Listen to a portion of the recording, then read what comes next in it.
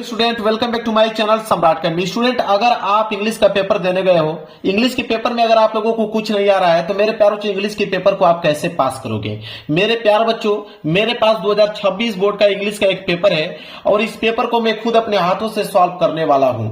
आप जाकर मेरे प्यारे बच्चों मेरे चैनल पे पुरानी वीडियो देख सकते हो। मेरे चैनल पे इंग्लिश में पास होने के वीडियो पे 2 मिलियन, 1.8 मिलियन, अभी अगली साल मैंने डाला था 1.5 मिलियन, इस तरह का व्यूज गया हुआ है। और उसमें जाके आप कमेंट पढ़िए, बहुत सारे पॉजिटिव कमेंट आपको देखने को मिलेगा कि नहीं सर बार बार मैं इंग्लिश में फेल हो रहा था, लेकिन आपकी वीडियो की मदद से मैं इंग्लिश में इस बार पास हो गया हूं और अच्छा नंबर लेकर आया हूं। मेरे प्यारे बच्चों गारंटी है, एक अक्षर भी आप लोगों को पढ़ने के लिए नहीं कहूंगा, न याद करने के लिए कहूंगा। पूरा का पूरा इस इंग्लिश का पेपर आप जो देख रहे हो, पूरा का पूरा इस इंग्लिश पेपर को मैं खुद अपने हाथों से सॉल्व करके दिखा दूंगा। यहाँ पे मेरे प्यारे बच्चों आप यकीन मानिए, आप 95% मार्क्स इंग्लिश में लेकर आओगे, कंफर्म है, अगर पूरा ट्रिक अगर आप समझ जाते हो तो। मेरे प्यारे बच्चों ये पेपर 70 नंबर का है, तो कम से कम मेरे प्यारे बच्चों 60 से लेकर 65 नंबर आप आसानी से ला पाओगे। अगर पेपर आप लोगों का 100 नंबर का रहेगा तो मैं गारंटी देता हूं कि 80 से लेकर 85 नंबर आप आराम से ला पाओगे। तो वीडियो को लाइक कर देना, चैनल पर नए हो तो चैनल को जरूर सब्सक्राइब कर लेना। मेरे प्यारे बच्चों जो मैं आप लोगों को ट्रिक बताऊंगा, कुछ भी याद करने के लिए नहीं बताऊंगा। आपके पास देखिए मेरे पास पूरा का पूरा यह पेपर है, इस पेपर को पूरा का पूरा सॉल्यूशन कर दूंगा इस बोर्ड एग्जाम की कॉपी पे। बस आप वीडियो पे बने रहिए। देखिए मेरे प्यारे बच्चों एक चीज और मैं डिस्कस करना चाहूंगा। ये जो आप लोगों का पेपर है, पेपर 2 कैटेगरी से बन के आता है, आप इससे थोड़ा सा ध्यान दीजिए। एक आता है आप लोगों का ऑब्जेक्टिव प्रश्न और एक आता है आप लोगों का सब्जेक्टिव प्रश्न। सब्जेक्टिव प्रश्न मेरे प्यारे बच्चों और एक आता है ऑब्जेक्टिव प्रश्न। ऑब्जेक्टिव प्रश्न का जो मैं ट्रिक है मेरे प्यारे बच्चों लास्ट में बताऊंगा। मैं वीडियो के लास्ट में आप लोगों को एक ऐसा ट्रिक बता दूंगा कि सारे के सारे ऑब्जेक्टिव क्वेश्चन आप लोगों का सही हो जाएगा। अब मैं स्टार्ट करने वाला हूं सब्जेक्टिव प्रश्न को कैसे आप सॉल्व करोगे। देखिए मेरे प्यारे बच्चों आप लोगों का जो सब्जेक्टिव प्रश्न है यहां से स्टार्ट होगा पार्ट बी से। पार्ट बी रीडिंग का पार्ट है। तो देखिए सबसे पहले करोगे क्या, उस चीज को आप समझ लो। ये आपकी बोर्ड एग्जाम की कॉपी है। सबसे पहले आप लोगों का एक काम करना है कि आप हर एक पेज पे मेरे प्यारे बच्चों आप रोल नंबर लिखते चलिए। हर एक पेज पे आप लोगों को रोल नंबर लिखते चलना है ताकि आप लोगों की कोई भी कॉपी चेंज न कर पाए। इसके बाद पार्ट बी आप कर रहे हो तो आप ऊपर हेडिंग यहां बनाओगे पार्ट बी। यहां सबसे पहले ऊपर हेडिंग आपकी रहेगी पार्ट बी, फिर यहां पे ब्रैकेट के अंदर इसको आप इस तरह घेर दीजिएगा जितना हो सके सुंदर, और नीचे यहां पे अंडरलाइनिंग कर दीजिएगा स्केल की सहायता से। इस तरह हो गया आपका पार्ट बी। पार्ट बी जो है आप रीडिंग वाला पार्ट करो तो एक लाइन का गैप छोड़कर आप यहां पे डालोगे रीडिंग, क्योंकि एग्जामिनर को मालूम चल पाएगा कि हाँ आपने कौन सा पार्ट किया हुआ है। तो आप पार्ट बी कर रहे हो, वो भी उसमें रीडिंग का पार्ट कर रहे हो, तो यहाँ पे रीडिंग का पार्ट इस तरह कोष्टक में करके नीचे आप अंडरलाइन कर दोगे। तो पार्ट बी रीडिंग का पार्ट, ठीक है। अब यह जो है पार्ट बी जो है वो क्वेश्चन नंबर कहां से स्टार्ट हो रहा है, क्वेश्चन नंबर 21 से स्टार्ट हो रहा है, मतलब 21 से स्टार्ट हो रहा है।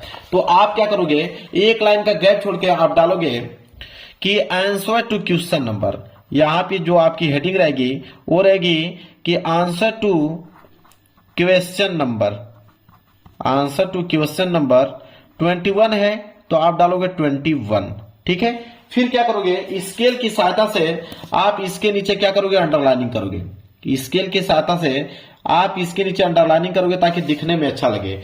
तो आंसर टू क्वेश्चन नंबर 21 हो गया। चलिए अब मेरे प्यारे बच्चों क्वेश्चन नंबर जो 21 है वो क्या कह रहा है कि read the following passage and answer the question that follow. कहने का मतलब है कि कह रहा है कि एक पैसेज दिया हुआ है। देखिए पैसेज यहां से स्टार्ट है और कहां पे खत्म होगा, यहां तक ये पैसेज दिया हुआ है। कह रहा है कि पैसेज के नीचे 4 प्रश्न है, ए बी सी डी, 4 प्रश्न है। कितने नंबर के लिए, 7 नंबर के लिए। तो यह क्लास 10th का पेपर है। अगर क्लास 12th का पेपर रहेगा तो उसमें जो पैसेज आता है वो 15 नंबर का आता है और ट्रिक सेम रहेगी। तो अगर इस वीडियो के माध्यम से आप पैसेज सॉल्व करने का ट्रिक समझ जाते हो तो इंटर वाले पेपर में भी आप 15 नंबर आसानी से ला पाओगे। देखिए कितना आसानी से आप ला पाओगे बिना कुछ याद किए। अब सबसे पहले पैसेज को पढ़ना है नहीं, पैसेज को आपको पढ़ना ही नहीं है, आपको डायरेक्ट कहां पे जाना है, क्वेश्चन की तरफ। क्वेश्चन क्या बोला है कि what was the duty of the dog. ठीक है। अब ये काम करना है, आपने क्वेश्चन पढ़ लिया, अब इसका आंसर लिखना है। आंसर लिखते समय याद रखें कि क्वेश्चन वर्ड को हटा देते हैं। तो ये जो वाट है, तो वाट को भी हम लोग हटा देंगे, साथ ही साथ जो वाज लिखा है इसको भी हम लोग क्या करेंगे, हटा देंगे। अब बचा क्या कि the duty of the dog, क्या बचा, the duty of the dog बचा।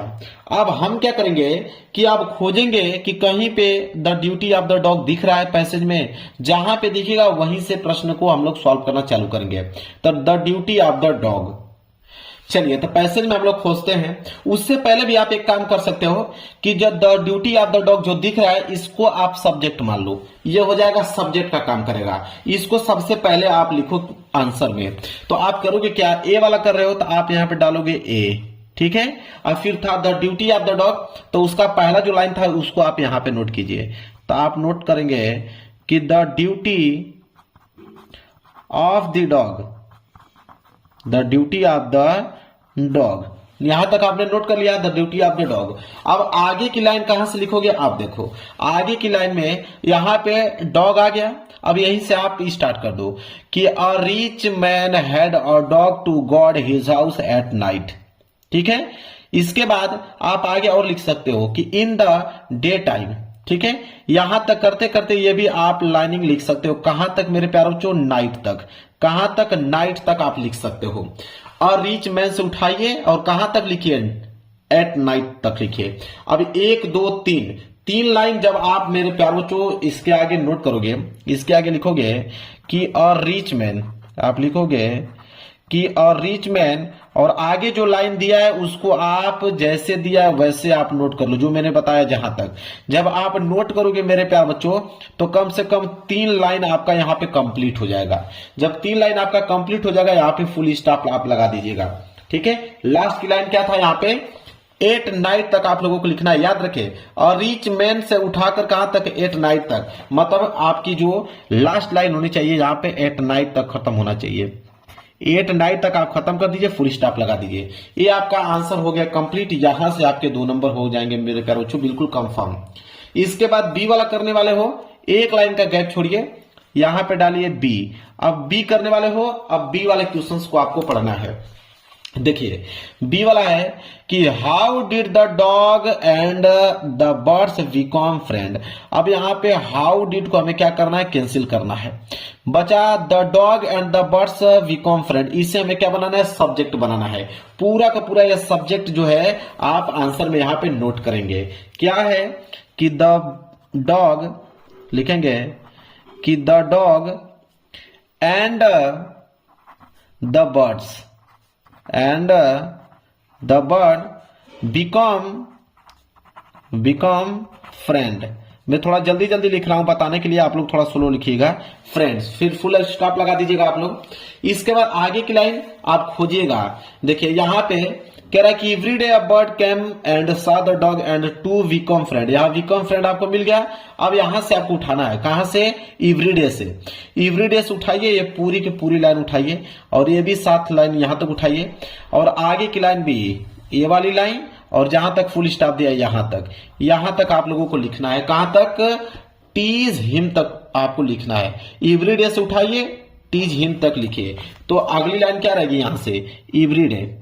अगली लाइन रहेगी यहां से कि एवरी डे, और जो लाइन आपका दिया है उसी तरह आप लोगों को यहां पे लिखना है। एक लाइन ये भी कंप्लीट हो जाएगा, ये भी कंप्लीट हो जाएगा, साथ ही साथ यहां तक। लास्ट लाइन क्या था, टीज हिम, तो आप लिखोगे टीज, इसके बाद लिखोगे हिम, फुल स्टॉप लगा दोगे।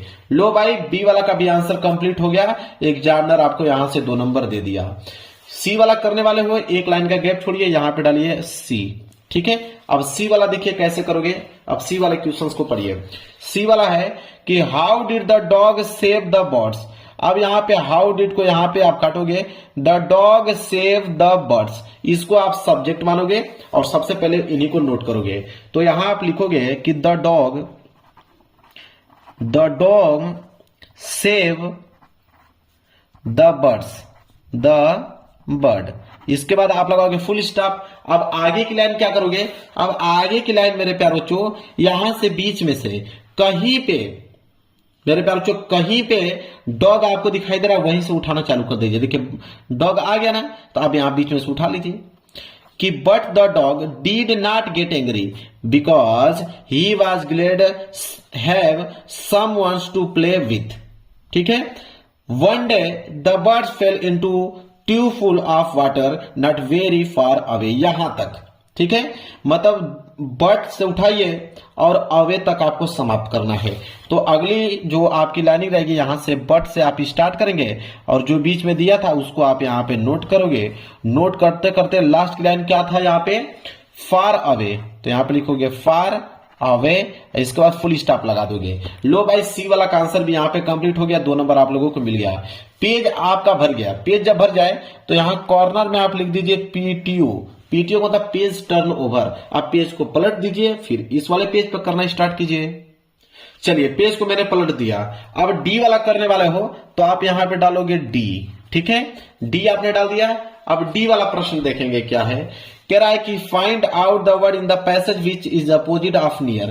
कह रहा है कि नियर का अपोजिट वर्ड बताइए। तो नियर का अपोजिट वर्ड फार होता है। नियर का अपोजिट वर्ड जो होता है वो फार होता है। ठीक है, अगर आपको ना मालूम हो कि नियर का अपोजिट वर्ड फार होता है तब क्या करोगे, कौन सा ट्रिक लगाओगे वो समझिए। अब मेरे प्यारों अगर आपको मालूम नहीं है कि नियर का अपोजिट फार ही होता है तो आप यहां से डायरेक्ट उठा सकते हो, आप यहां से हैवी उठा सकते हो। ठीक है, आप यहां से इनफ उठा सकते हो, समझ रहे हो। यहां से आप पीस उठा सकते हो। ठीक है, यहां से मेरे प्यारे बच्चों और चीजें जो आपको दिख रहा है, ये ब्रेक दिख रहा है, ब्रेक उठा सकते हो। मतलब इसमें से कोई भी कीवर्ड आप उठा सकते हो, कोई दिक्कत नहीं है। जो मन करे वो कीवर्ड यहां पे मेरे प्यारे बच्चों आप नोट कर सकते हो। वैसे नियर का अपोजिट वर्ड तो फार होता है, लेकिन आपको ना मालूम हो कि फार होता है तो मैंने जो जो कीवर्ड आपको बताया उसमें से कोई भी आप यहां पे लिख सकते हैं, कोई भी लिख सकते हैं। आपको एक नंबर यहां से आप लोगों को मेरे प्यारों मिल जाएगा। आप यकीन मानिए करके आइएगा। तो यहां से पार्ट बी वाला सेक्शन हो गया मेरे प्यारों बिल्कुल खत्म। अब स्टार्ट होगा राइटिंग का पार्ट। आप देखिए राइटिंग वाला पार्ट कैसे करोगे आप वो समझिए। राइटिंग वाला पार्ट करने जा रहे हो तो आप एक लाइन का गैप छोड़कर यहां से आप राइटिंग वाले पार्ट को यहां पे आपको हेडिंग डालना है कि आपने यहां से राइटिंग वाला पार्ट करना स्टार्ट कर रहे हो। ठीक है, राइटिंग का पार्ट। इसके नीचे आप स्केल की सहायता से क्या कर सकते हैं, अंडरलाइनिंग कर सकते हैं। ये हो गया राइटिंग का पार्ट। अब राइटिंग वाला पार्ट जो है वो क्वेश्चन नंबर 22 से स्टार्ट है, मतलब क्वेश्चन नंबर 22। तो आप यहाँ पे हेडिंग डालोगे कि आंसर टू क्वेश्चन नंबर। यहाँ पे आपकी जो हेडिंग रहेगी वो रहेगी answer to question number. Answer to question number 22 है तो आप डालोगे आंसर टू क्वेश्चन नंबर 22। फिर स्केल की सहायता से आप इसके नीचे अंडरलाइनिंग कर दीजिएगा, स्केल लिए रहिएगा और इसके नीचे अंडरलाइनिंग कर दीजिएगा आंसर टू क्वेश्चन नंबर 22। अब देखिए क्वेश्चन नंबर 22 क्या है उसको ध्यान समझिए। कह रहा है कि write a letter to your friend inviting him her to attend your sister marriage. कह रहा है कि एक लेटर आप लिखिए, अगर आपकी बहन की शादी है तो अपने फ्रेंड को कैसे इनवाइट करोगे। एक लेटर लिखिए और 4 नंबर के लिए है। अगर लेटर नहीं लिखना आता है आप लोगों को तो बोला है यहाँ पे कि आप एप्लीकेशन लिख सकते हो। तो मैं दोनों की ट्रिक बताऊंगा, लेटर का भी एप्लीकेशन का भी। तो मान के चलिए कि अगर आप लेटर लिखना चाहते हो और लेटर आपको लिखना आता ही नहीं है, बिल्कुल 0 पॉइंट, आप लोगों के लेटर बारे में आप जानते ही नहीं हो कि लेटर कैसे लिखें, तो मैं जो तरीका बता रहा हूं उसको आप फॉलो कर लो। अगर लेटर आपको लिखना है तो आप यहां पे डालिए लेटर। लेटर वाला ट्रिक समझिए कि लेटर आप कैसे लिखोगे। लेटर लिखते समय कुछ चीजों की बातें ध्यान में रखना है, जो एग्जामिनर उसी को देखकर नंबर देता है। तो लेटर में अगर लिखने वाले हो तो सबसे पहला जो आपके यहां पे होना चाहिए योर एड्रेस। क्या होना चाहिए, योर एड्रेस, आपका एड्रेस। ठीक है, आपका एड्रेस होना चाहिए। और अपना एड्रेस तो सबको मालूम है, योर एड्रेस अपना डाल ही सकते हो, इसमें कौन बड़ी बात है। इसके बाद यहां पे डालोगे नीचे सिटी, कि आप किस सिटी से बिलोंग करते हो, सिटी का नाम आपको डालना है। सिटी का नाम डालने के बाद उसके नीचे आपको डेट डालना है कि किस डेट को आप ये लेटर लिख रहे हो। इसके बाद अगली लाइन क्या रहेगी, अगली लाइन रहेगी डियर फ्रेंड। क्या रहेगा, डियर फ्रेंड का नाम। तो जिस मित्र को आपको लिखना है तो उसका नाम तो लिखना ही पड़ेगा ना, तो डियर फ्रेंड्स नेम, यहाँ पे अपने जो भी जिगरी मित्र होगा उसका नाम अपना यहाँ पे लिख दीजिएगा। इतना तो कर ही सकते हो।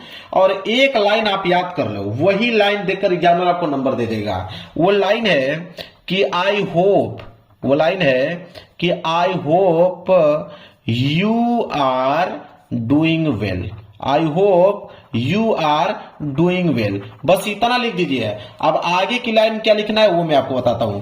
तो बीच में अगर आप क्या लिखोगे, तो बीच में अगर आपको लिखना है, देखिए बीच में लिखना है तो आपके पेपर में पार्ट ए का एक पैसेज दिया होगा, उसी पैसेज में से बीच में से जहां पे फुल स्टॉप है, जैसे मान लीजिए यहां पे फुल स्टॉप है, यहां से उठा लीजिए, ठीक है, और बीच में से कहीं से उठाकर ये पूरी की पूरी लाइन जहां तक मैं घेरा बना रहा हूं उसको पूरा का पूरा जैसे है वैसे आप पूरा यहां तक छाप दीजिए, जहां तक दिया है वहां तक आप मेरे प्यारे बच्चों छाप दीजिए, ठीक है। अब यहां पे आप क्या कीजिए, छापिएगा, लेकिन याद रखें एक चीज जरूर से जरूर याद रखें कि जब आप उसको छाप रहे हो पैसेज को तो बीच में आप डेट जरूर डाल दें, क्योंकि शादी का अगर इनवाइट कर रहे हो तो डेट तो मेंशन करना ही है।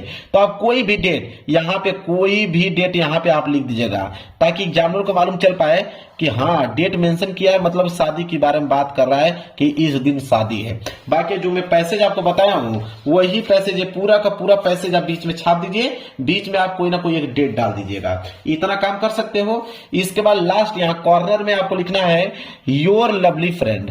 क्या लिखना है, योर लवली फ्रेंड, मतलब तुम्हारा प्रिय मित्र। कौन, योर नेम, मतलब यहां पे अपना नाम लिख दीजिएगा, योर नेम, यहां पे अपना नाम लिख दीजिएगा। क्लियर है। चलिए अब देखिए, लेटर आप लोगों को लिखना नहीं आता था लेकिन आपने लेटर लिख दिया, नंबर भी आपको मिल जाएगा, 4 में 4 नंबर। चलिए अगर मान लीजिए आपको लेटर नहीं लिखना है, एप्लीकेशन लिखना है, तो एप्लीकेशन लिखने का क्या तरीका होता है उसको आप समझ लीजिए। अगर आपको एप्लीकेशन लिखने का मन कर रहा है तो एप्लीकेशन भी लिख सकते हो, नो डाउट। मैं आपको जो ट्रिक बताऊंगा उससे आप सब कुछ लिख सकते हो। देखिए एप्लीकेशन लिखने का तरीका क्या है, एप्लीकेशन क्या दिया है उसको पढ़ते हैं। कह रहा है कि right an application to the principal of your college requesting him her to grant you 7 days leave for as you are ill। कह रहा है कि अगर तुम बीमार हो तो अपने प्रिंसिपल को एक एप्लीकेशन लिखो छुट्टी के लिए, वो भी कितने दिन के लिए, 7 दिन के छुट्टी के लिए एप्लीकेशन लिखो। अब कैसे लिखोगे, आपको नहीं आता है एप्लीकेशन लिखना, तरीका समझिए। तो देखिए जब भी एप्लीकेशन अगर लिखना जाते हो तो एप्लीकेशन में एग्जामिनर क्या देखता है कि आपको पूरा का पूरा नंबर देता है, वो समझिए। सबसे पहले अगर एप्लीकेशन लिख लो प्रिंसिपल को तो आप सबसे पहले यहां लिखोगे 2, क्या लगाओगे 2 के बाद यहां पे लगाओगे कामा लगाने के बाद लिखोगे द प्रिंसिपल। इतना तो आप लिख ही सकते हो कि टू द प्रिंसिपल, ये हो गया आपका टू द प्रिंसिपल, ठीक है। इसके बाद आप यहां पे लिखोगे कि नेम ऑफ योर कॉलेज, अपना कॉलेज का नाम तो लिख ही सकते हो। तो जो भी बच्चा जिस भी कॉलेज से बिलोंग करता है वो अपने कॉलेज का नाम, स्कूल का नाम यहां पे लिख दीजिएगा, ठीक है। नीचे आप लिख दीजिएगा नेम ऑफ योर कॉलेज, ठीक है, अपने स्कूल का नाम यहां पे लिख दीजिएगा। और साथ ही साथ ये भी लिख दीजिएगा सिटी का नाम, किस शहर में आपका स्कूल पढ़ता है या कॉलेज पढ़ता है, ठीक है। इसके बाद एक लाइन का गैप छोड़कर आप हेडिंग डालोगे सब्जेक्ट, एक लाइन का गैप छोड़कर आप डालोगे सब्जेक्ट। और सब्जेक्ट आपको कहां से मिलेगा, तो सब्जेक्ट आपको इसी प्रश्न में से मिल जाएगा। आप यहां पे लिख दीजिएगा कि the principal of your college requesting him to grant you 7 days leave as your ill, ठीक है। तो यहां से स्टार्ट करके और यहां तक पूरा का पूरा आप सब्जेक्ट का काम कर देगा। सब्जेक्ट का मतलब क्या होता है कि आप किसके बारे में यह एप्लीकेशन लिख रहे हो, तो यहां तक आप सब्जेक्ट का काम कर दीजिएगा। इतना तो कर ही सकते हो ना। चलिए इसके बाद एक लाइन याद करना है, एक लाइन से भी कम आपको याद करना है। इसके बाद आप लिखोगे यहां पे कि रिस्पेक्ट, ठीक है। क्या लिखोगे कि रिस्पेक्ट, अगर आपके प्रिंसिपल सर रहेंगे तो सर लिख दीजिएगा, आपके अगर प्रिंसिपल मैडम रहेंगे तो मैडम लिख दीजिएगा कि रिस्पेक्ट सर मैडम, ठीक है। इसके बाद कामा लगाइएगा और यहां से लिखना प्रारंभ कीजिएगा कि आई रिस्पेक्ट फुली रिक्वेस्ट। बस इतना ही लाइन आपको याद करना है, ठीक है, कि आई रिस्पेक्ट फुली रिक्वेस्ट, ठीक है। आई रिस्पेक्ट, ठीक है, आई यहां पे रिस्पेक्ट होगा RESPEC, ठीक है, रिस्पेक्टफुली, ठीक है। मैं स्पेलिंग लिख देता हूं, आई रिस्पेक्टफुली, ठीक है। अब सही है, आई रिस्पेक्टफुली रिक्वेस्ट। इसके बाद यहां पे लगा दीजिएगा कामा, ठीक है, मतलब फुल स्टॉप, ठीक है। अब यहां से आगे क्या करोगे, तो मैंने शुरू में ही आप लोगों को बताया था, शुरू में मैंने एक पैसेज आपको बताया कि पार्ट ए में एक पैसेज आता है, उस पैसेज में आप शुरू का ये जो लाइन दिया हुआ है, जहां तक मैं अंडरलाइनिंग कर रहा हूं, एक लाइन, दो लाइन, तीन लाइन, नीचे आपका 4 लाइन और यहां तक आपका 5 लाइन। ये जो पूरा का पूरा 5 लाइन तक दिया है, पूरा का पूरा पैसेज आपको यहाँ पे छापना है इसके आगे, ठीक है। इसके आगे पूरा का पूरा पैसेज छापिए और छापने के बाद 7 दिन का छुट्टी चाहिए तो आप डेट यहाँ पे लिख दीजिएगा। यहाँ पे बीच में आप लिख दीजिएगा डेट। डेट में आप जैसे लिख दीजिएगा यहाँ पे, अगर यहाँ पे 8 तारीख है, ठीक है, अगर मान लीजिए यहाँ पे 8 मई है, मान के चलिए 8 मई है, बात को समझिए, तो 8 मई यहाँ पे 2000 XX बना लीजिएगा 2। अब 8 से लेके 7 दिन तक छुट्टी चाहिए तो 8 7 15, तो 15 तारीख तक चाहिए तो यहाँ लिखिएगा 15 मई और 2000 यहाँ पे XX, ठीक है। फिर लिखने के बाद फिर वही पैसेज जो मैं जहां तक बताया हूं पैसेज पूरा लिख दीजिएगा। तो पैसेज लिखना है, बीच में आपको डेट मेंशन कर देना ताकि एग्जामिनर को मालूम चल पाए कि हाँ 7 दिन के लिए छुट्टी मांग रहा है, ठीक है। इसके बाद मेरे प्यारों को क्या करना है, देखिए इसके बाद यहाँ पे जब ये खत्म हो जाए तो आपको डालना है थैंकिंग यू। क्या डालना है, थैंकिंग यू, ठीक है। इसके बाद थैंकिंग यू के बाद डालिएगा योर ओबेडियंटली, योर ओबेडियंटली, आपका आज्ञाकारी, आपका आज्ञाकारी। यहां पे अपना नेम डाल दीजिएगा कि आपका नाम क्या है और नीचे अपना डाल दीजिएगा क्लास, कि आप किस क्लास में हो। समझ में आ गया, 10th में हो तो 10th, 12th में हो तो 12th। अब देखिए मेरे प्यारे बच्चों, एप्लीकेशन लिखना नहीं आ रहा था, लेकिन जो ट्रिक बताया हूं बस उसको फॉलो करिए मेरे प्यारे बच्चों, एग्जामिनर खुद ब खुद आपको 4 नंबर देगा। तो यह काम आप लोगों को करना है। तो लेटर एप्लीकेशन मैंने दोनों बता दिया आप लोगों को। चलिए अब अगला प्रश्न है प्रश्न संख्या 23। प्रश्न संख्या 23 है कि write a report on the importance of trees in about 200 word. अब मेरे प्यारों जो सिंपल आप समझिए, यहां पर रिपोर्ट लिखने के लिए बोला है कि एक रिपोर्ट लिखिए कि ट्रीज मतलब पेड़ का महत्व क्या है और कम से कम 80 से लेके 100 वर्ड में आप लोगों को लिखना है। नीचे आपको हिंट भी दिया है, ठीक है। अब मेरे प्यारे बच्चों रिपोर्ट लिखना सबसे आसान है, इसका ट्रिक जो है वो सबसे आसान है। कैसे समझिए, और रिपोर्ट लिखने का तरीका आप समझिए। सबसे पहले आप डाल दीजिएगा आंसर टू क्वेश्चन नंबर। सबसे पहले आप क्या डालोगे, आंसर टू क्वेश्चन नंबर। तो आंसर टू क्वेश्चन नंबर 23 है तो आप डालिएगा 23। स्केल की सहायता से यहां नीचे अंडरलाइनिंग कर दीजिएगा, मैं थोड़ा जल्दी जल्दी आपको बता रहा हूं। तो answer to question number 23 report आपको करना है। तो रिपोर्ट का ट्रिक समझिए कि रिपोर्ट अगर आपको लिखना है तो कौन सा तरीका आप अपनाओगे रिपोर्ट लिखने के लिए। तो रिपोर्ट में तो खुद हेडिंग दिया हुआ है, कैसे, हिंट में। तो हिंट में बोला है कि टाइप ऑफ ट्रीज, तो ये पहली हेडिंग हो गया। देयर यूटिलिटी, ये दूसरी हेडिंग। यहां से लेकर यहां तक तीसरी हेडिंग, यहां से लेकर यहां तक चौथी हेडिंग, और यहां से लेकर यहां तक 5वीं हेडिंग, और यहां से लेकर यहां तक 6 मतलब 6वीं हेडिंग। तो पहली हेडिंग क्या है, टाइप ऑफ ट्रीज। तो यहां पे आप डालोगे पहली हेडिंग टाइप्स ऑफ ट्रीज, ये आपकी पहली हेडिंग हो गया। अब इसमें लिखोगे क्या, अब यह समझिए। तो चलिए क्लास 10th के पेपर में क्वेश्चन नंबर 9 से लेकर 10 तक जो ऑब्जेक्टिव क्वेश्चन है उसमें एक पैसेज दिया होता है, उसी पैसेज के माध्यम से हमें यह लिखना है। कैसे, अब यहां से बीच में से कहीं उठा लीजिएगा, आप यहां से लेकर यहां तक, ये आपकी लाइन कंप्लीट हो जाएगा, ठीक है। जो पैसेज दिया हुआ है 3 लाइन, पूरा का पूरा पैसेज जो है इस तरह आप मेरे प्यारों से यहाँ पे पैसेज लिख दीजिएगा, बिना संकोचे लिख दीजिएगा। इसके बाद एक लाइन का गैप छोड़ के यहां पे डालिएगा दूसरी हेडिंग। दूसरी हेडिंग है देयर यूटिलिटी। अब इसको दूसरी हेडिंग यहां पे डाल लीजिएगा, देयर यूटिलिटी। अब हेडिंग डालने के बाद फिर क्या काम करोगे, फिर आपके पास 3-4 पैसेज है, उसी पैसेज में से बीच में से कहीं ना कहीं से उठाकर 3 लाइन आपको लिख देना है। फिर एक लाइन का गैप छोड़कर आपको तीसरी हेडिंग डालना है। इसी तरह आप लोगों को तीसरी हेडिंग में भी पैसेज में से लिखना है। चौथी हेडिंग डालने के बाद पैसेज बीच में से कहीं से लिख दीजिएगा।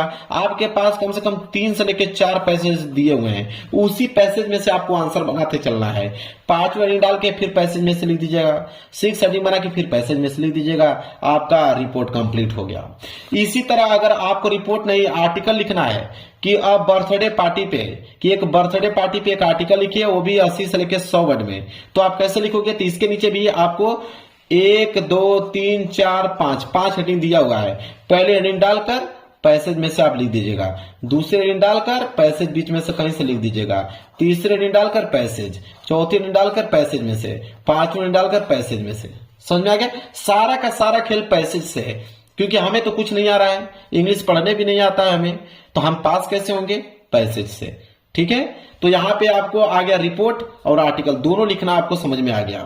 अब यहां पे आएगा प्रश्न संख्या 24।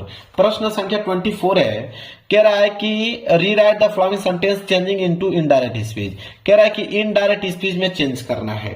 ठीक है, कह रहा है कि the teacher said to me, the teacher said to me, और इधर दिया हुआ है कि the teacher said to me why are you not doing your work. ठीक है, इसे हमें इनडायरेक्ट स्पीच में चेंज करना है। ठीक है, अब इनडायरेक्ट स्पीच में कैसे हम चेंज करेंगे ये समझिए, बिल्कुल सिंपल है। मेरे ख्याल से नहीं आ रहा है फिर भी आप इसको कर पाओगे। तो यहां पे क्या था, मैं इसको नोट कर देता हूं थोड़ा सा। ठीक है, यहां पे मैं नोट करके आपको बता देता हूं ताकि आपको अच्छे से समझ में आ पाए। The teacher said to me, ठीक है, मैं यहां पे लिखता हूं ताकि समझा पाऊं आपको कि the teacher said to me, the teacher said to me, फिर कामा था, फिर डबल इन्वर्टेड कामा के अंदर क्या है? ठीक है, अब इधर पलटते हैं।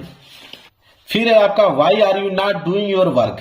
अब कह रहा है कि टीचर मुझसे कहता है कि why are you not doing work. ठीक है, कि तुम अपना काम कैसे करते हो। ठीक है, अब अपना काम क्यों नहीं करते हो।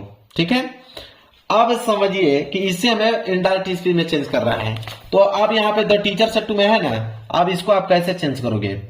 आप लिखिएगा यहाँ पे कि द टीचर है तो आप द टीचर उतार दीजिए। देखिए समझिए, द टीचर है तो द टीचर उतार दीजिए। अब सेड टू मी, मुझसे कहता है, और वहां पे प्रश्न पूछने का काम कर रहा है, तो जब भी प्रश्न पूछने का काम करे तो हमेशा आस्क्ड लगाया जाता है कि द टीचर, यहां पे लगाएंगे asked, the teacher asked me. इसके बाद कामा को हटा दीजिए। कामा हटाने के बाद मेरे प्यार बच्चों, ये जो आपका WH वर्ड वाई है, उसको वाई दिया है तो वाई को वाई नोट कर दीजिए। जो वाई दिया तो वाई को वाई लिख दीजिए। इसके बाद ध्यान रहे, are you not doing your work. ठीक है, अब यहां पे आर दिया हुआ है, मतलब कि ये आपका सिंपल प्रेजेंट है, तो इसको सिंपल पास्ट में चेंज कर दीजिए। तो सिंपल पास्ट में चेंज करेंगे तो आई आर है तो यहां पे हो जाएगा आई। आई के साथ वाज का प्रयोग करते हैं, तो आई वाज। नॉट दिया हुआ है तो आप यहां पे नॉट लगाएंगे।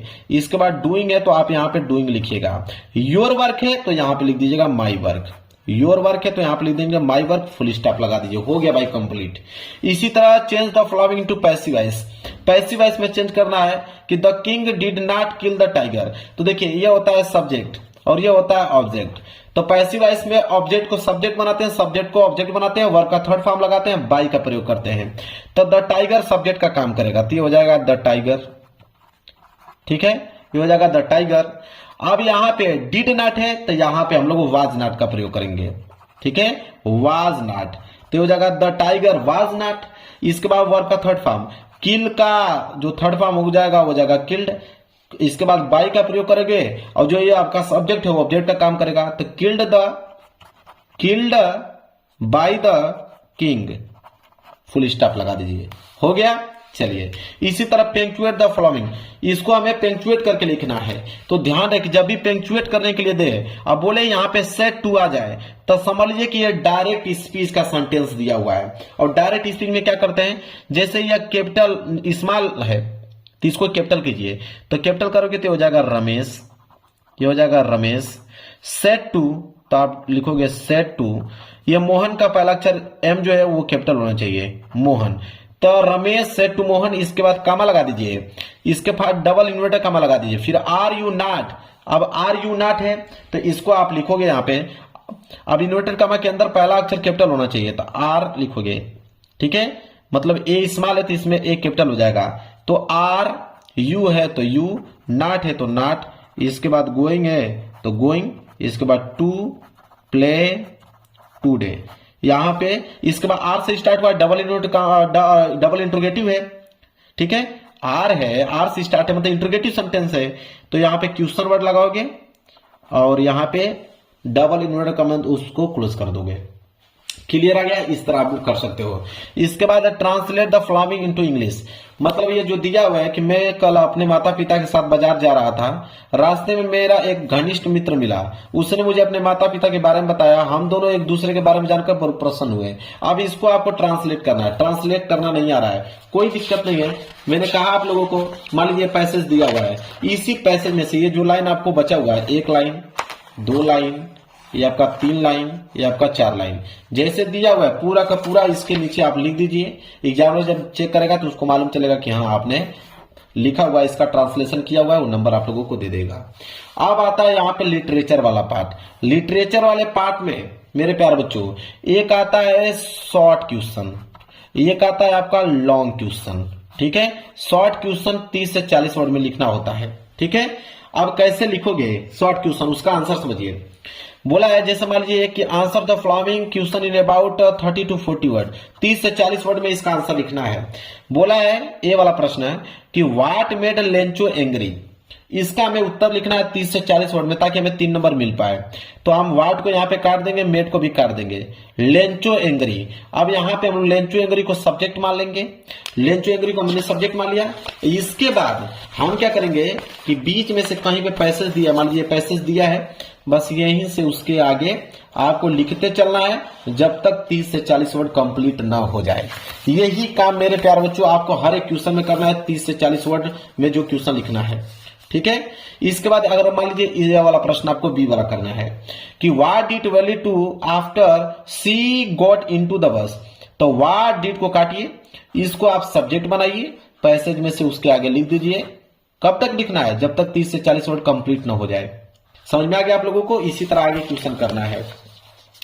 अब आएगा लॉन्ग, जो कि 4 नंबर मिलेगा, उसको 60 वर्ड में लिखना होता है। जैसे मान लीजिए ये दिया है कि how did Gautam Buddha convince किस्सा गौतमी दैट डेथ इज इनवेडिबल।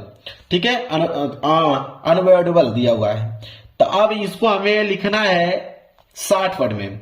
तो हम क्या करेंगे कि जो हाउ डिड दिया है उसको हम कैंसिल कर देंगे। अब ये जो यहां तक पूरा लाइन दिया है इसको हम सब्जेक्ट बना लेंगे, पूरा का पूरा लाइन सब्जेक्ट में लिख दीजिएगा। इसके बाद उसके आगे क्या लिखिएगा, पैसेज में से आपको बीच में से कहीं से ना कहीं से 2-2 लाइन उठाकर हर पैसेज में से 60 वर्ड में उसको कन्वर्ट कर देना है। आपका आंसर भी कंप्लीट हो जाएगा, एग्जाम में पूरा का पूरा नंबर भी आप लोगों को दे देगा। यही काम आप लोगों को करना है। इसके बाद आता है 4 लाइन का पोएम लिखने के लिए। ये बात याद रखें, 3 नंबर मिलेगा आपको। 4 लाइन का पोएम लिखने के लिए आता है। तो देखिए पोएम लिखने का मैं तरीका आप लोगों को बता देता हूं, बहुत सिंपल है पोएम लिखने का तरीका। आप पैसेज उठा लीजिए, तो पैसेज में से जैसे आपने एक लाइन लिख दीजिए, उसके नीचे इतना छोटा लाइन लिख दीजिए, 2 लाइन, उसके नीचे यह तीसरी लाइन लिख दीजिएगा और उसके नीचे यह चौथी लाइन लिख दीजिएगा। मतलब 1 लाइन, उसके नीचे दूसरी लाइन, उसके नीचे तीसरी लाइन और उसके नीचे चौथी लाइन। 4 लाइन जब आपने छोटा छोटा लिख दोगे तो 4 लाइन का पोएम होता है। एग्जामिनर सोचेगा कोई ना कोई आपने पोएम लिखा हुआ है, वो नंबर आप लोगों को दे देगा। अन्यथा अगर पोएम आपको याद है तो पोएम आपको तो सही से लिखना ही है, नहीं याद है तब जाके ये ट्रिक आप लोगों को लगाना है। इसी तरह सेंट्रल आइडिया आता है 3 नंबर के लिए। तो अगर सेंट्रल आइडिया लिखना है 40 से लेकर 50 वर्ड में, तो आप मान लीजिए डस्ट ऑफ स्नो पे लिखना वाले हो, तो डस्ट ऑफ स्नो का हेडिंग डाल लीजिए और हेडिंग डाल लीजिए सेंट्रल आइडिया। सेंट्रल आइडिया इस तरह हेडिंग बना लेना है और इसके बाद करोगे क्या, तो पैसेज में से आपको 2 लाइन इस पैसेज में से, 2 लाइन उस पैसेज में से, 2 लाइन इस पैसेज में से, इसी तरह करके कम से कम 40 से लेकर 50 वर्ड आपको बना देना है, ताकि आप लोगों का सेंट्रल आइडिया कंप्लीट हो पाए। यही काम आप लोगों को करना है। फिर आपका अगला प्रश्न आ जाएगा 29वां, वही शॉर्ट क्वेश्चन लिखने का। तो मैंने बता दिया कि शॉर्ट क्वेश्चन कैसे लिखना है। यहाँ पे व्हाट और वेयर का काटिए, यह सब्जेक्ट का काम करेगा। फिर आगे पैसेज में से आपको छाटकर 30 से लेकर 40 वर्ड बना देना है। बस यही काम करना है। इसी तरह करते करते आपका पूरा का पूरा ये हो गया कंप्लीट। ये 30वां प्रश्न भी है, 60 वर्ड में लिखना है, 4 नंबर मिलेगा। तो यहाँ पे बोला है कि give a character sketch of Malinda, तो यहाँ पे लिख दीजिएगा कि a character sketch of Malinda, ये हेडिंग हो जाएगी और पैसेज में से आपको एक एक लाइन इस तरह आपको लिखते चलना है, ताकि 60 वर्ड जब तक कंप्लीट ना हो जाए।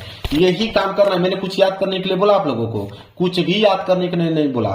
मैं पूरा डिटेल में आप लोगों को ट्रिक बताया हूं कि आप किस तरह ट्रिक के मदद से सारे के सारे क्वेश्चंस का जवाब आप दे पाओगे। और सुंदर हैंडराइटिंग में लिखिएगा, बिना काट पीट के, पूरा का पूरा नंबर आप लोगों को मिलेगा।